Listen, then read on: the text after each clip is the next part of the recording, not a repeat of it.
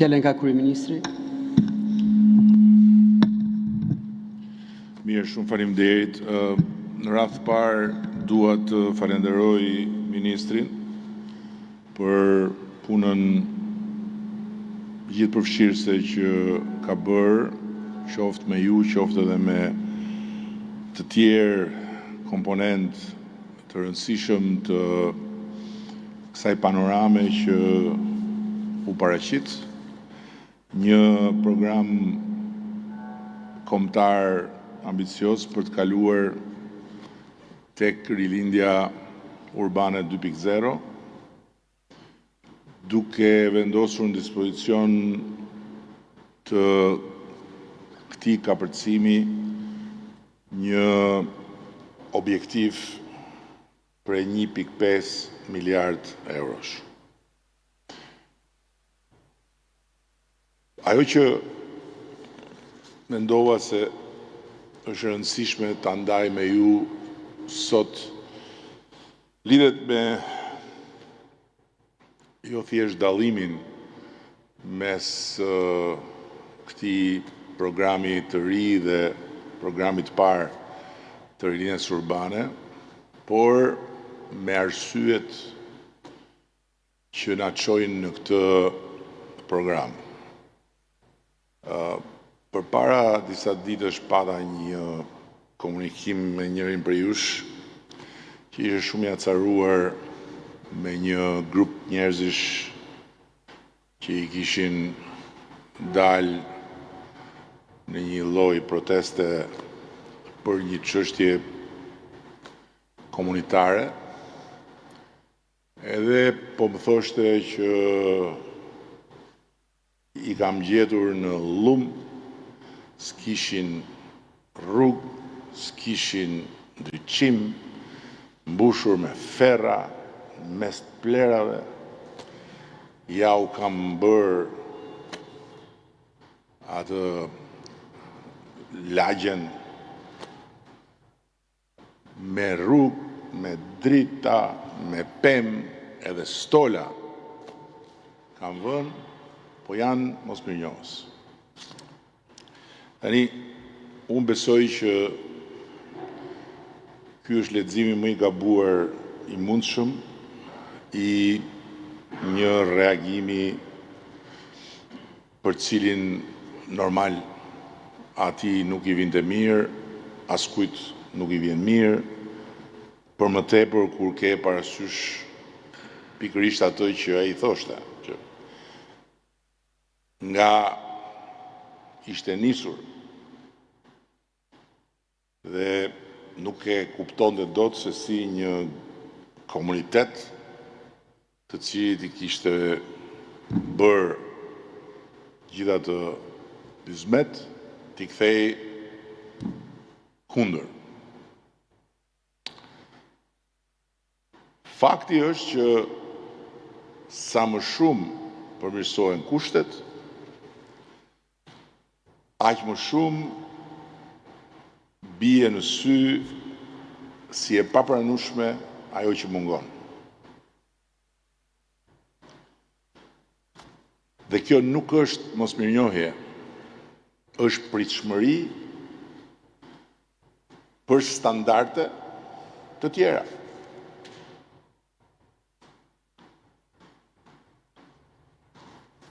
Shoqëritë e varfra, ne kemi qenë një shoqëri e varfër, ne nuk jemi më një shoqëri e varfër. Nuk thash që ne nuk kemi varfëri, por nuk jemi më një shoqëri e varfër. Dhe shoqëritë e varfra janë shumë më tolerante ndaj mungesave. Sepse në shoqëritë e varfra dominon mendësia që ka dhe më keq. Ndërkohë që shoqëritë e zhvilluara apo shoqëritë që hynë në një fazë zhvillimi kur gjërat që deri dje dukeshin që nuk ishin pjesë mundshme e jetës bëhen realitet, janë gjithmonë më intolerante ndaj mungesave. Që do të thotë që suksesi, rezultati, ndryshimi nuk ul pritshmëritë, i rrit pritshmëritë. Ka dhe më mirë. Nëse në shoqëritë e varfra ka dhe më keq, në shoqëritë e zhvilluar apo në ato ku zhvillimi hyn në fazën e re të pakthyeshmërisë, siç është rasti jo, ka dhe më mirë. Dhe sigurisht që ka dhe më mirë. Dhe kjo është shenja më e sigurt që ne sot jemi zyrtarisht në një fazë të re. Pse them zyrtarisht? Sepse më kujtohet që kur mbas zgjedhjeve të fundit, unë në një mbledhje të mbyllur këmbgula që 83 mandatet janë një bekim, po aq se janë një mallkim, më thoshin çfarë është ky mallkimi, pse mallkim ne në rregull jemi. Jo. Sepse jemi në një fazë të re të marrëdhënies së çdo kujt që jeton në këtë vend me veten, me vendin, me shtetin. Dhe programi është një nga instrumentat që e adreson këtë fazë të re, duke u nisur nga prezumimi që rilindja urbane që ne njohim e ka kryer funksionin e saj. Tani duhet kaluar përtej. Dhe para se të kalojnë në disa nga pikat që kam shënuar, po i kthehem asaj që tha ministrja, lidhur me papunësinë. Gjitha ato janë shifra reale.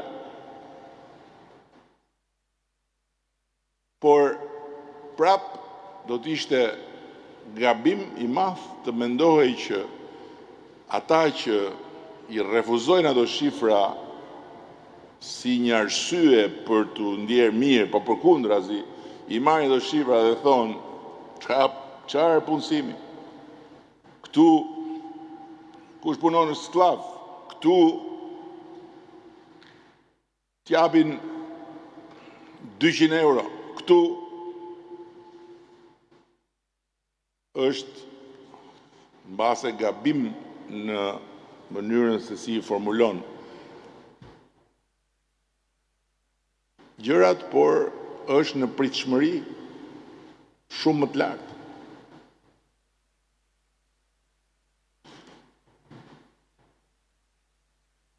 Rilindja urbane ishte dalja nga një fazë e gjatë rrënimi dhe degradimi që ishte kudo.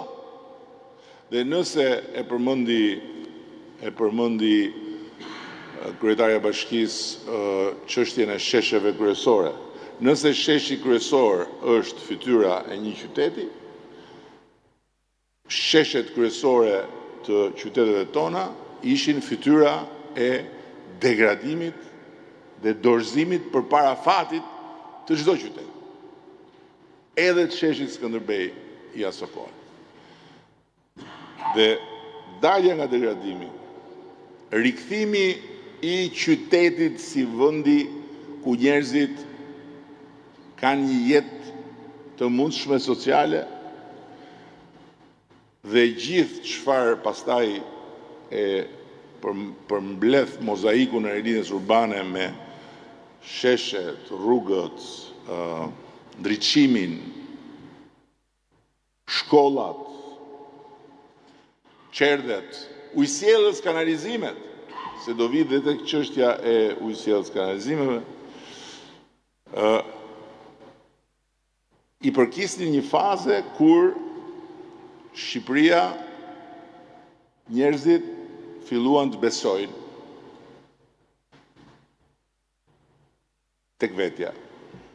Filluan të besojnë se Shqipëria mund të ishte e bukur jo thjesht nëpër male, edhe 100 metra nga bregu kur notoje, se 100 metra e para ishin hallën vete, por mund t'ishte e bukur dhe mund t'i prezantojë bukur kujdo që e jetonte ose që hapte derën për vizitor. Tani, nuk jemi më në fazën që na mungojnë këto. Mua më kujtohet, gjithmonë më shumë, kur mbillnin pemë në Tiranë, ishte sikur jepnim shfaqje. Njerëzit ndalonin dhe mblidheshin rreth pemëve. Kur kemi mbjell kumblla dhe kuqe tek rruga e Kavajës, bllokoi trafiku sepse njerëzit shifnin mbjelljen e pemëve. Kishin ndjesinë e jashtëzakonshme që po kthehen pemët në qytet, se ishin sagatuar dhe prerë nga të katër anët. Sot, ata që s'kishin lindur në vitin 2001, 2002, 2003, 2004, as nuk e kanë idenë që 90% e pemëve 90% e pemëve që janë në rrugët e Tiranës janë mbjellë në atë fazë. Mirë po tani nuk jemi më në fazën e mungesës. Po shikonim një material që po përgatisim për gjithë ata që nuk e dinë se çfarë është bërë me Shqipërinë midisore, janë mbjellë 5 milion pemë në zonat e mbrojtura të Shqipërisë. 5 milion. Sot jemi në një fazë tjetër. Nuk është mungesa problemi kryesor, është sasia dhe cilësia e gjës që ke dhe që do. Do më shumë dhe e do me një cilësi më të mirë. Dhe kjo nuk është mosmirënjohje. Nuk është asnjë kërkesë e pa justifikueshme. Ne ndërtojmë shkolla. Dikur, në fazën e parë të linjës urbane, ishte një gjë shumë e madhe. Sot Durrësi, edhe për shkak të rindërtimit, sot Kamza, edhe për shkak të rindërtimit,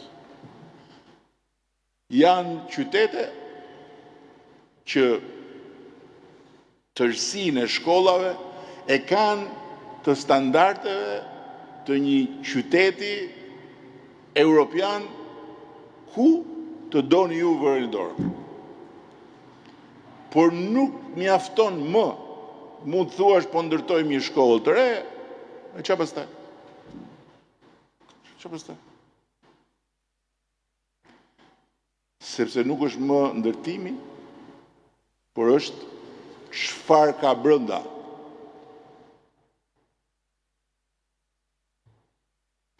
Nuk është më infrastruktura, por është mënyra se si shfrytëzohet dhe ça del nga ajo infrastrukturë për shoqërinë. Nuk është më investimi, po është përvoja. Zoti Demo ka një fjalë magjike, eksperienca, thotë. Dhe ka drejt. Sepse nuk është më rruga 5 kilometra e shtruar me gjitha standardet që i bën përshtypje atij që kalon atë rrugë, janë ato 50 metrat mbas 5 kilometrashit që janë keq. Dhe aty është pastaj libri i shtëpisë tonë. Ndalon muzika që shoqëron rrugën panoramike dhe fillon libri.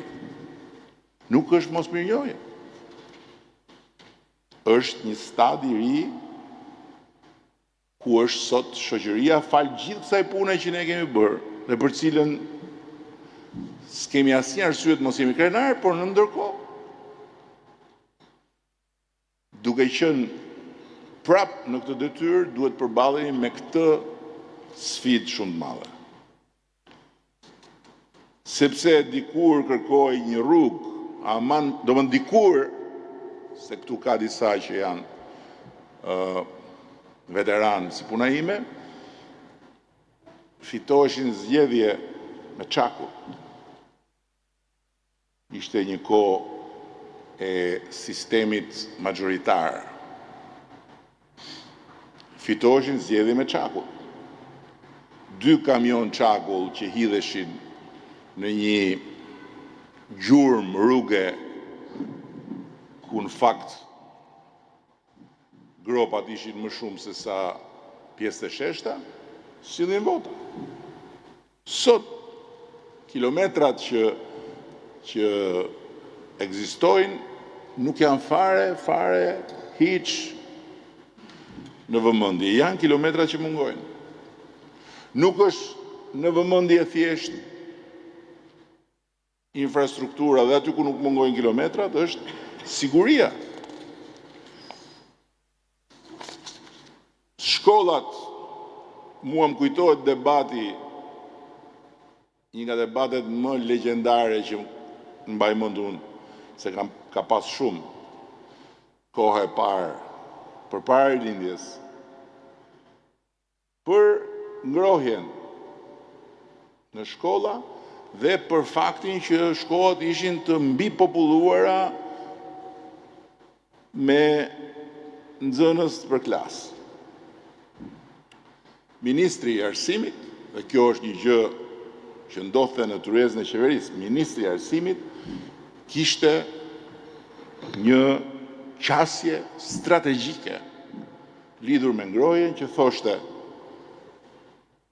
sa më shumë nxënës në klasë, aq më shumë fryma e tyre ngroh ambientin. Prandaj, keni parasysh që nëse do t'i kemi më pak nxënësit, do jetë më ftohtë. Dhe nuk hyj fare në diskutimin që ore të bëjmë shkollat me ngrohje. Sot nuk është më fare tema a ka ngrohje as ka ngrohje. Sot tema nuk është as a ka palestra as ka palestra. Sot nuk është tema a ka biblioteka apo s'ka biblioteka. A ka laborator apo s'ka laborator. Sot jemi në kushtet kur po financojmë një program për të arritur në 1000 laborator smart, digital. Nuk mjaftojnë këto fare. Sot tema është çfarë ndodh në shkollë, çfarë jete komunitare ka në shkollë, çfarë sigurie ka në shkollë, si është marrëdhënia e fëmijës me mësuesin, e mësuesit me fëmijën, etj. Dhe kur ne ishim në fazën e rilindjes së parë, ishim akoma në një Shqipëri ku fiskultura ishte konsideruar një program parazitar. Fiskultura. Dhe antikomunistët e kishin hequr si një atavizëm të gjimnastikës mëngjesit. Dhe kur ne futëm fiskulturën, s'kishim mësues. Ndërkohë që krijuam lëvizjen sportive në shkolla, kemi sot 12-13.000 nxënës dhe nxënëse që merren me sport, me uniforma, me kampionate, me stërvitje, me trajner, me mjek, me kartela individuale mjekësore. Kemi artët dhe zejet për të krijuar hapësira dhe për ata që duan të merren me të tjera gjëra dhe jo me sport, por nuk është mosmirënjohje nëse prindrit, nëse shoqëria thot s'kemi gjë në Terezi. Dikur, dhe jo në shekullin e kaluar, në këtë shekull, përpara se sa ne të merrim detyrën, ishin të përditshme lajmet nëpër çdo ekran jo me një me dy persona, por me turba që u lërinin në përgardhet e spitaleve se nuk kishte as një ilaç, kishte aspirina.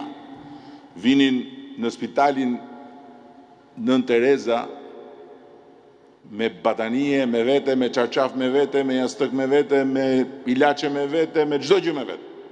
Kishte vetëm mjek që punonin me heroizëm. Asgjë tjetër. Futeshe në spitalin Nën Tereza, nuk kuptoi, a ishte në spital, a ishte në stacion trenit, a ishte në një treg frut ilegal, fruta perimesh, a ishe ke gabi. Të gjitha ishin bashkë. Në korridoret e spitaleve, njerëzit lëviznin me biciklet. Dhe nuk kuptoi kush ishte në biciklet. Ishte doktori, ishte pacienti, ishte familjari, sepse mjekët s'kishin as përparse. Kjo ishte situata. Sot nuk ka rëndësi fare që spitalet janë spitale. Që mjekët, infermierët janë gjithë të veshur, të paguar, të drejtuar. Sepse nuk kërkohet më kjo. Kërkohet dinjiteti i çdo kujt të respektohet si kundër çdo kush e pretendon me drejt. Kërkohet shkurtimi i kohës pritjes, kërkohet teknologji, kërkohet. Nuk është mosmirnjohje. Është për ne që jemi si ai kolegu këtu që di se nga ka nis kjo punë, thotë po prit më një sekond se është bërë kjo, është stresuese, por është çmimi i rezultatit. Çmimi i suksesit, fatura. Flitet për ujë, sot, me fakte, me shifra, me fatura, me të dhëna, Shqipëria furnizon popullsinë e vet me ujë të pishëm, më shumë se kur ndonjëherë në historinë e saj, përfshirë edhe periudhën kur ishte një parti shumë serioze në pushtet. Çfarë rëndësie ka kjo? Sepse në fakt nuk jemi kudo rregullisht 24 orë në të gjithë territorin. Sepse nuk është akoma e gjitha ashtu siç njerëzit duan. Dhe mjafton një rubinet që fishkëllen dhe nuk nxjerr ujë, një video bëhet virale dhe duket sikur gjithë Shqipëria është pa ujë.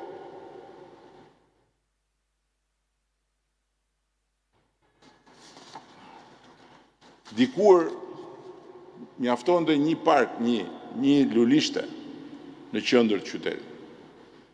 Dhe njerëzit të shikonin sikur kishte sjell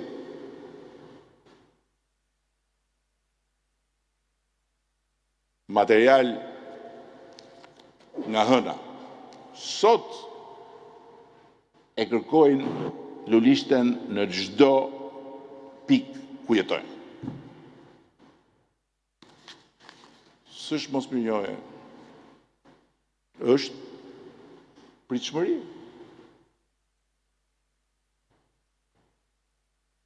Lana dhe çdo lloj kanali që rrjedhe ujë, lumi, quheni si doni, që kalonte nëpër qytete, mjafton të mos dilte nga shtrati dhe ishte okay. Pavarësisht se mos pyet çfarë llumi dhe çfarë pislëku dhe çfarë katandije ishte. Sot nuk mjafton. Çfarë rëndësie ka sot se lumi i Gjanicës nga një burim skandalos pislëku nga një turp, një si ato të çarat në fytyrë të njeriut, është kthyer në një aset urban, nëse nuk shkon deri ku del ndet. Sepse askush nuk është më i kënaqur me atë që është përgjatë disa kilometra, por po këtu. Dhe është pritshmëri. Nuk mund t'i thuash pse ti kërkon këtë kur është bërë kjo dhe pse ti s'ke më durim. Durimi është një mall që nuk gjendet më në treg. Nuk gjendet më dhe të tentosh ta shesësh i bie që të marrësh përsipër të këndojnë librin e shtëpisë më shumë se sa që normalisht ta këndojnë. Vim të transporti publik, dikur përpara rilindjes urbane, furgonat ishin normaliteti. Lufta për të hequr furgonat ishte si një luftë për të luftuar Covidin me grushta. Sot as nuk bëhet fjalë që ne të pretendojmë që njerëzit të jenë të kënaqur me transportin publik, pavarësisht se ka linja, ka autobus etj. Duhet nivel tjetër. E tha ministri, çështjen e mbetjeve, dikur nuk ishte problemi se si përpunohen mbetjet. Dikur problemi ishte kur do vi makina e plerave që vinte një herë në javë dhe ishin plerat. Ndërkohë që sot shqetësimi është si përpunohen mbetjet. Tjetër temë pastaj që pjesëmarrja në mosndotje është minimale. Tani, për ta mbyllur këtë pjesë, duhet të them, kush mendon që shoqëria është bërë më negative, nuk duhet merret me politikë.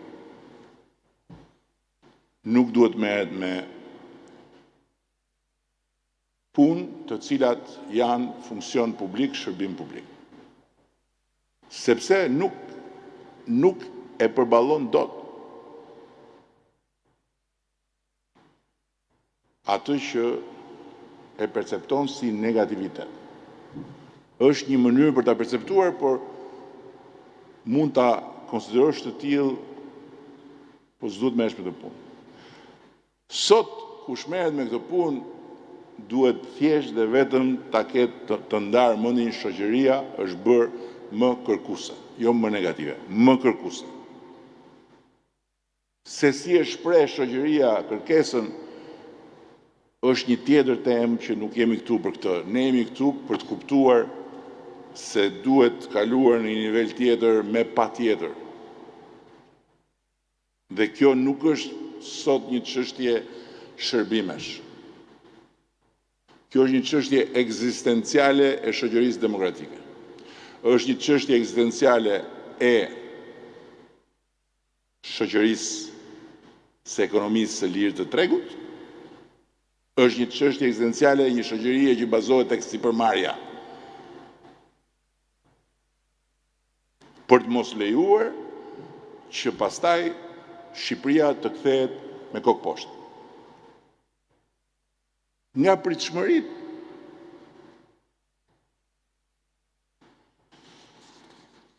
nuk ka më asnjë rëndësi krahasimi me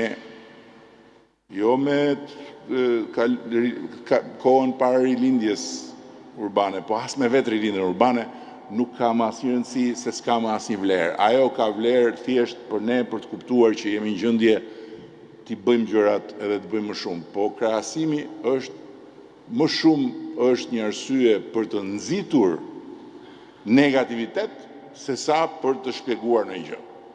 Nuk ka vlerë. nuk do t'ja di askush. Ka të drejtë të mos ja di, po çfarë faji ka? Se se nëse e shohim thjesht ka drejtë që mos t'ja di, do dalim në konkluzionin jo s'ka drejtë. Po çfarë faji ka? Kur thotë çam duhet mua se si ka qenë. Çam duhet mua, thot dikush që nuk e ka parë, se ka pas as mendjen, edhe nëse ka pas moshën, gjithë këtë transformim, kur sot të kërkon dhe unë mendoj që nga një anë që nuk është ana jonë, kjo është një fitore për cilën ne kemi dhënë kontributin kryesor, që Shqipëria, që shqiptarët të mos kenë sens justifikimi për ato që mungojnë. Se kanë. Danë. Ne kemi qelur një horizont komplet të ri, por horizonti mbetet horizont. Dhe standardin ne kemi vendosur vetë. Është Europa, dhe tani duhet të përputhim Europën me çdo gjë që secili në këtë vend shef.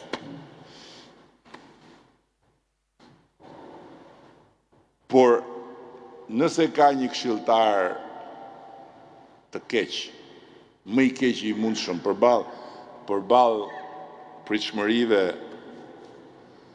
është ti kesh frikë apo ti konsiderosh irracionale. Pritshmëritë janë karburant.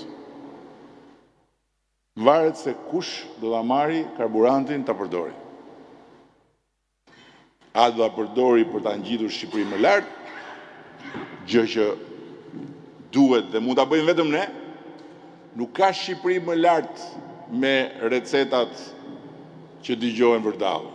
Çdo recetë nga ato që dëgjojnë vërdallë është Shqipëria me kokë poshtë. Apo do t'jetë një karburant që do ta çojë Shqipërinë me kokë poshtë. Prandaj rilindja urbane 2.0 është mbulim i gjerë i gjithë kësaj fushë të mbushur me lule dhe në shumë pjesë saj me ferra. Rilindja urbane 2.0 është të mos shohësh më lulet, po të fokusohesh vetëm te ferra. Lulet kush t'i shofi dhe t'i çmoj, shumë faleminderit, kush nuk i shef, prap faleminderit, duhet fokusuar tek ferrat, duhet fokusuar tek mungesat. Dhe gjithë programi i rilindjes urbane 2.0 janë mungesat.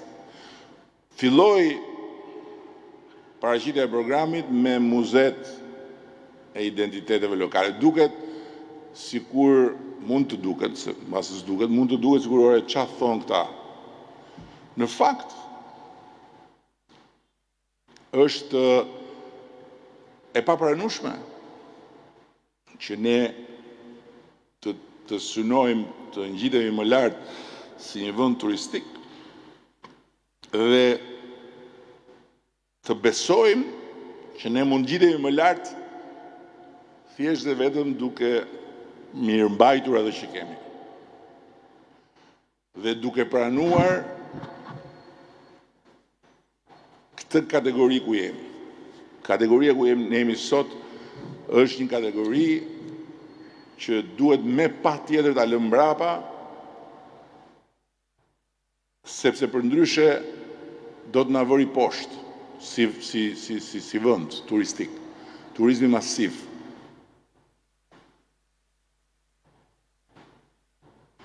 Dhe ndërkohë diversifikimi i portofolit të ofertës tonë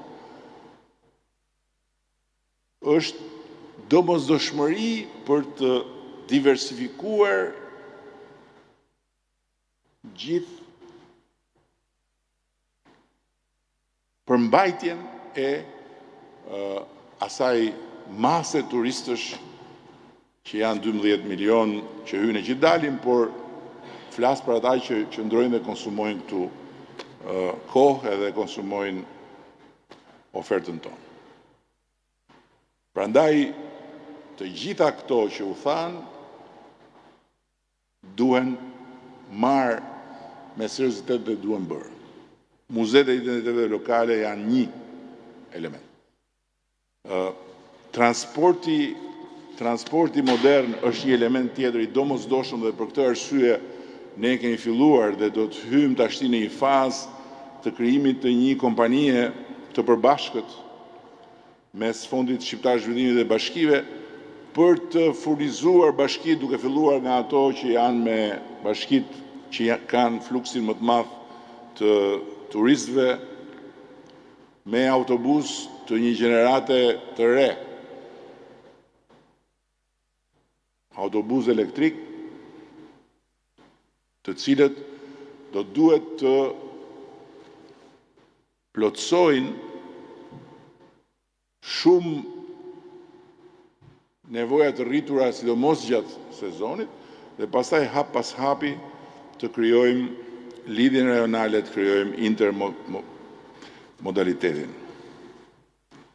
Një tjetër komponent i programit janë parkimet. Nuk mundet më që ne të mos hymë në një fazë komplet të re të ndërtimit të parkimeve në qytete. Nën toksore, mbi toksore, me të gjitha ato formula që u paraqiten këtu dhe programin e kanë plotësisht funksional, besojmë ne. Tjetra është që është e rëndësishme, është gjithçka do të bëjmë me ekonominë në sensin e fuqizimit të subjekteve vendore. Nga SHBB-t që po krijohen 33 SHBB nuk janë pak, por duhet kemi më shumë akoma, tek programi për mbështetjen e të gjitha bizneseve të vogla dhe të mesme me garancinë sovrane, programi dyfisho biznesin tënd, që do të lançohet dhe do të hapi dyert e bankave për të gjitha ata që duan financim për të dyfishuar kapacitetet e tyre në të gjithë territorin. Tek startupet, ku zoti Demo kishte një të dhënë paksa të pa updateuar, që nuk është në natyrën e tij të mos jetë updateuar, po nuk është më 85%, po 75% pesha e Tiranës, në aplikimin e fundit kemi 25% startupeve nga bashkitë e tjera, por këtu duhet bërë një punë e posaçme nga ju, sepse ne besojmë që pikërisht se bashkitë e tjera mund të jenë më pak të ekspozuara ndaj gjithë zhvillimeve se sa Tirana, mund të jenë pika ku startupet mund të jenë më shumë. Sepse talentet nuk mungojnë në asnjë fshat të Shqipërisë, jo më nëpër qytete. Dhe kompania tjetër që do të krijojmë për të mbështetur të gjitha bashkitë, kompani prapë dhe ajo e përbashkët e logjistikës, për të çuar në një nivel tjetër mirëmbajtjen e kanaleve ujitse, mirëmbajtjen e kanaleve kulluse, duke i shpërndar kapacitetet në mënyrë harmonike dhe me prioritete që vinë si rezultati nevojave që ka njëri e tjetri, do t'jenë dhe ato një vlerë e shtuar, në ndërkohë që ne po përgatisim dhe programin e ri të investimeve, që nuk është nuk ishte në këtë prezantim, programi I ri investimeve për mbrojtjen lumore, programi I ri investimeve për përmbylljen e gjithë hartës së ujitjes, ka akoma një pjesë harta e ujitjes që kërkon investime. Programi I ri për strehimin, do të kemi së shpejti ato që për cilin jemi zotuar, që këtë mandat do të kemi një qasje tërësisht të re ndaj strehimit, jo vetëm social, por dhe strehimit përballueshëm. Dhe do të mbështesim fuqimisht çiftet e reja konkretisht dhe jemi duke punuar për programin I cili dhe ai do të financohet masivisht. Dhe në mbyllje dua që së bashku të bijem dakord në një pikë, që nuk mund të lejojmë që çështja e antarësimit të Shqipërisë në Bashkimin Evropian të banalizohet dhe që njerëzit ta ndjejnë këtë si një çështje që është çështje që nuk lidhet me jetën e tyre të përditshme. Sepse është tërësisht e pavërtetë. Prandaj bërja e prekshme e përfitimeve të këtij procesi është detyrë e përbashkët e të gjithëve ne.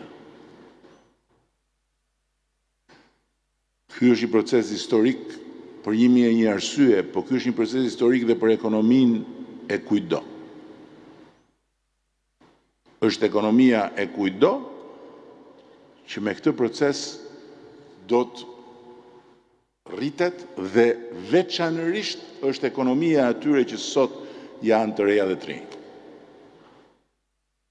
Nëse për ata që janë gjenerata më të vjetra, nuk më vjen fjala e vjetër, po më të rritura në moshë, kjo që thash është relative, për ata që janë gjenerata e re, kjo është absolute. Fal antarësinë në Bashkimin Evropian, Shqipëria e pas 10 vjetëve në antarësimi do jetë Europa e të rejave dhe të rinjve. Por nuk mundet dot ta vëmë në rrezik këtë proces dhe nuk mundet dot të lejojmë që një narrativ absurde që ç'na duhet ne kjo, po lëre tani se kjo është propagandë, po lëre jo të kanalizoj energji negative ndaj procesit, jo ndaj nesh.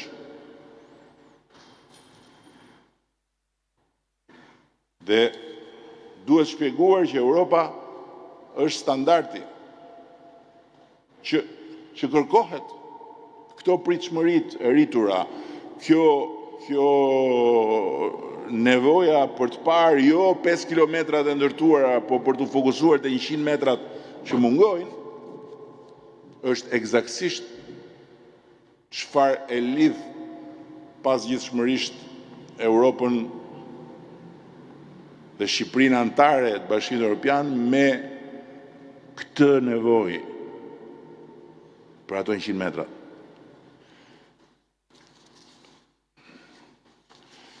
Kështu që rilindja 2.0 nuk është thjesht ndërtojmë infrastrukturë, por është ndërtojmë cilësi jete, cilësi bashkëjetese. Nuk është ndërtojmë më tej qytetin, por është ndërtojmë më tej komunitetin. Nuk është hajde të ndërtojmë rrugë të tjera, po të ndërtojmë lidhje dhe të krijojmë ndërlidhje, mobilitet të brendshëm dhe jo thjesht parqe dhe sheshe, po marrëdhënie. Dhe natyrisht jo thjesht ekonomi, po mirëqenie. Sepse Hiri i të vërtetës dhe do të thuhet që po të shikojmë të gjitha shifrat, ekonomia jonë nuk ka qenë asnjëherë më mirë. Po të shikojmë raportin e kësaj ekonomie që ne e shohim me shifrave me atë që është ekonomia e perceptuar e njerëzve, atëherë kemi problem ne, jo njerëzit, që është ndjesia reale e mirëqenies dhe perspektivës për mirëqenie. Këto ishin fjalët e mia. Besoj shumë tek ky program. Besoj shumë tek ky program dhe besoj shumë tek eksperjenca që kemi akumuluar. Ashtu sikur besoj shumë që nëse eksperjenca nuk do të na bëj cinik, po do të na bëj të hapur, më të hapur ndaj kritikës apo ndaj pakënaqësisë apo ndaj reagimit të kujdo qoftë. E thënë me fjalë tjera, aty ku e nisa nuk do të na bëj të ngurtë dhe ta karakterizojmë atë që na vjen përballë si mos mirënjohje, por do të na ndihmojë eksperienca që ta adresojmë si duhet dhe atë që vjen përballë, atëherë ne do bëjmë një sukses të ri. O do jemi viktima të suksesit tonë, që është një mundësi. Ja thash atij mikut tonë këtu, po s'po e përmend. I thash, po i quajte mos mirënjohës ata, je viktime e suksesit tënd. S'ke shpresë. Po i kuptove dhe do t'i japësh një marsh tjetër që t'i arrish ti tek ata, jo të vinë ata te ty, atëherë do bësh heroi i tyre dhe je përsëri ti që e mishëron suksesin. Shumë e thjeshtë. Dhe ajo që ne kemi detyrë kombëtare, miqtë e mi, historike është që të mos lejojmë në asnjë mënyrë që marrëzia e zgjidhjeve magjike të fitojë terren, se pastaj gjithçka kemi ndërtuar do shkojmë me kokë poshtë. Do shkojmë me kokë poshtë jo për ne, do shkojmë me kokë poshtë për të nesërmen. Dhe jo Bashkimi Evropian, por kthim mbrapa dramatik. Përpara t'jetë vonë për ata që besojnë te këto lloj ilaçes shtypbërse, ne duhet të vrapojmë më shpejt. Shumë më shpejt. Se po shikoj Evangelin. Evangeli është mjek. Por vjen një moment kur njerëzit besojnë tek mjekët popullor. Pastaj vjen një moment tjetër kur nga mjekët popullor kalojnë ke fallxhorët. Fallxhoret, se kisha ndërmend fakt fallxhorët se këta që ofrojnë recetat në publik janë fallxhorë me ë. Ne s'duhet ta lejojmë këtë. Ne po duhet kuptojmë pse i lind nevoja për fallxhorët njerëzve. Dhe shkaku jemi ne, që ta kemi shumë qartë. Po e kërkuam shkakun te të tjera gjëra, duhet ta lëmë këtë punë, sepse do të thotë që eksperienca na ka bërë cinik. E dim, kemi mësuar shumë gjëra dhe themi këta e fusin kot. Këta e fusin kot. Fallxhorët ja fusin kot. Njerëzit nuk ja fusin kot. Njerëzit kanë një nevojë që ne duhet t'ja u kuptojmë dhe t'ja u plotësojmë. po ngelen dorë të fallxhorëve, do jetë shumë vonë pastaj. Do jetë shumë vonë. Pastaj, nuk kam më vlerë të shkosh prapë te mjeku ti thuash ore shiko tani se. Po mirë, të thash që hajde ta kuroj me ilaçe, deshe të marrësh qumësht miu me mjalt grenze. Tash çfarë do të bëjmë? Tash duhet të pres. Larg qoftë këmbën. Shumë faleminderit.